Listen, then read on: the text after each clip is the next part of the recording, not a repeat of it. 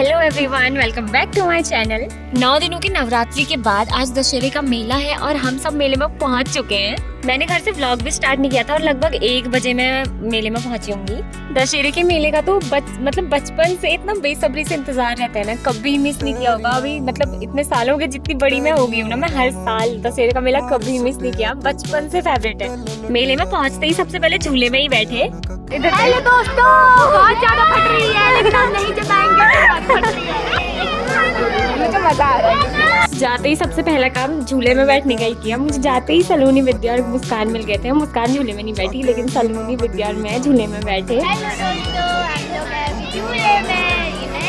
भाई बहुत ज्यादा फट चुके हैं, मेरे बाल भी खराब हो रहे हैं। इसके बाद हम थोड़ी देर घूमते हैं और फिर हमारी मॉडल्स का फोटो शूट होता है। अब तो हम सबको बहुत भूख लग चुकी थी और हम सब निकल जाते हैं खाने की खोज में। सीधे पिंटू दा की बेकरी में पहुंचे और 2 पिज्जा ऑर्डर किए और पिज्जा बनने तक का वेट किया। पिज्जा आते ही ये दोनों ऐसे टूटे हैं ना पिज्जा पे। 2 बड़े स्लाइस पिज्जा के इन्होंने खाए हैं और दूसरे पिज्जा में से सबसे बड़ा स्लाइस मैंने खाया। अच्छे से पेट पूजा करने के बाद हम दोबारा निकल जाते हैं घूमने। फिर मुझे हर्षिता का भी फोन आ रहा था और मुझे उससे भी मिलना था, तो मैं फटाफट से मंदिर में पहुंच जाती हूँ। तब तक वो वहाँ से गायब हो जाती है। वो किसी और के साथ चली गई थी घूमने और इतने में विद्या और मुस्कान खो जाते हैं। बड़ी मुश्किल से इनको फोन कर करके हमने ढूंढा।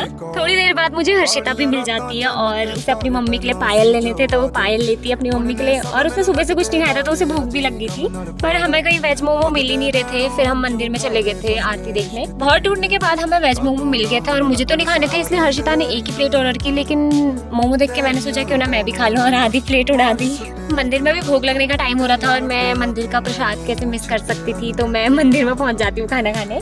बस थोड़ी देर वेट करने के बाद मंदिर में भी खाना बंटने लग जाता है और हमें भी मिल जाता है। फिर हम खाते हैं खाना और इसके बाद मुझे खुशी कार्तिक को झूले में भी बैठाना था, क्योंकि मैं सुबह से उनसे कह रही थी कि तुम्हें झूले में बैठाऊंगी।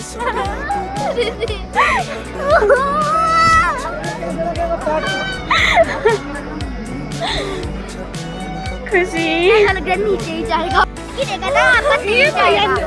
भैया आराम से।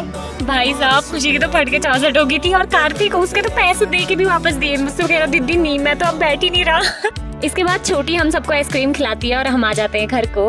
आज छोटी का बर्थडे भी है तो उसने हमें आइसक्रीम खिलाई। अब छोटी मुझे अपनी शॉपिंग दिखा रही है। मैंने तो कुछ नहीं लिया, मतलब मैं सुबह एक थैला लेगी थी, मैं पता नहीं क्यों लेगी थी उसे। घर आके मुझे ये चश्मा मिला, पता नहीं कौन लेके आया इसे भी। और खुशी एक क्यूबिक वाला छल्ला लेके आई थी और पूरा गड़बड़ा दिया था। मुझसे कह रही हूँ ठीक बना इसको।